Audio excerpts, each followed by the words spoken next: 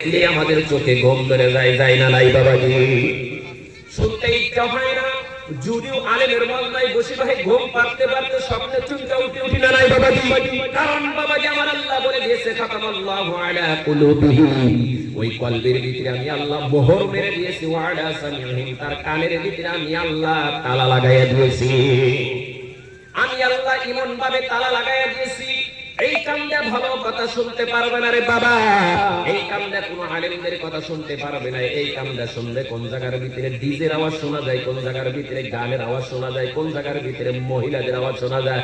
আমাদের কান খালি সেখানে চলে যায়, আর হুজুরদের কথা শোনার ইচ্ছা হয় না, হয় না নাই বাবাজি?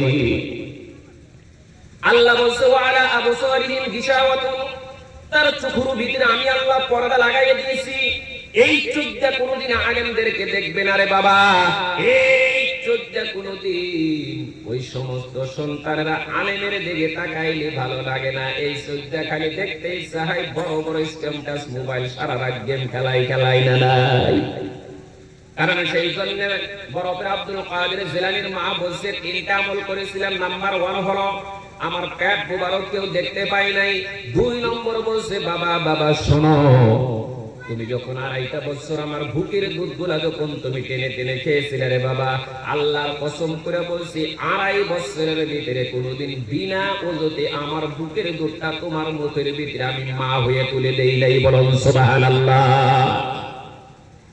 এইবার বিশ্বের স্যার মা বোনদেরকে বলছি, মা শোনো, বড় আব্দুল কাদের জিলানীর মা কোনদিন বিনা ওজতে বুকের দুধটা মুখের ভিতরে তুলে দেয় না। আজকালের মা বোনদেরকে লক্ষ্য করে দেখেন, সন্তানকে যখন বুকের দুধ খাওয়ায় রাস্তাঘাটের মধ্যে দেখেন ছাগল বিলের মতন খাওয়ায় না নাই। ওই সন্তান আজকে ধর্মীয় জলসার ভিতরে বসতে পারবে না।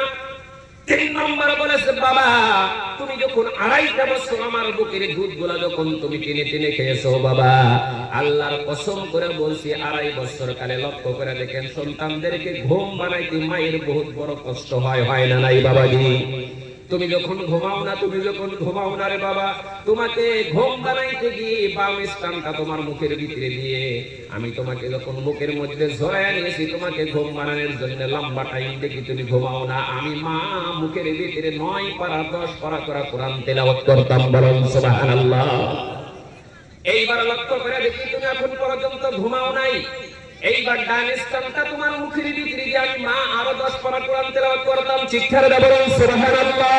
আর এই বিশ্বের স্যার মা বোনদেরকে বলছি, মা বড় পীর আব্দুল কাদের জিলানীর মা যদি সন্তানকে ঘুম বানাইতে গিয়ে পবিত্র কোরআন তেলাওয়াত করতে পারে, তুমি তোমার সন্তানদেরকে ঘুম বানাইতে গিয়ে স্ক্রিন টাচ মোবাইল হাতে তুলে দাও না নাই বাবাজি? কথা কি খারাপ লাগে?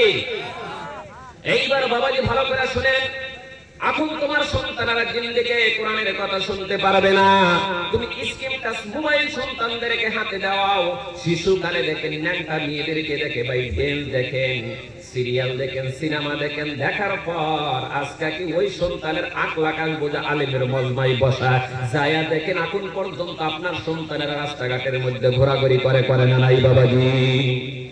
সেই জন্য মুসলমান ভালো করে শুনেন, আমরা যারা এখানে বসেছি রে বাবা, শুধুমাত্র আমার আমলের জরিয়তে সন্তানদেরকে টানতে পারবো না রে বাবা। আজকে আলেমদের বয়ানে সন্তানদেরকে টানতে পারবো না। মেয়েদের ভিতরে 4 আমল জিন্দা থাকতে হবে। চিৎকার দিয়ে বলুন সুবহানাল্লাহ। 1 নম্বর মা বলে শুনেন, মেয়েদের নাম্বার 1 হলো আমল নামাজ, 2 নম্বর হলো মাহে রমজান মাস, 3 নম্বর হলো লজ্জায় স্তনটাকে ঢেকে রাখা, 4 নম্বর হলো স্বামী এবং স্ত্রীর প্রেম ভালোবাসা করা। আল্লাহর নবী বলছে মেয়েদের ভিতরে যখন 4টা আমল জিন্দা হওয়া যায় ওই মেয়ের জন্য আল্লাহ 8টা জান্নাতের দরজা খুলিয়ে দেওয়া হয়। বলুন সুবহানাল্লাহ। 1 নম্বর হলো নামাজ। আজকে বিশ্বের শর্মা বোনদেরকে বলছে, মা মসজিদের ভিতরে আযান হয়েছে, আল্লাহু আকবার।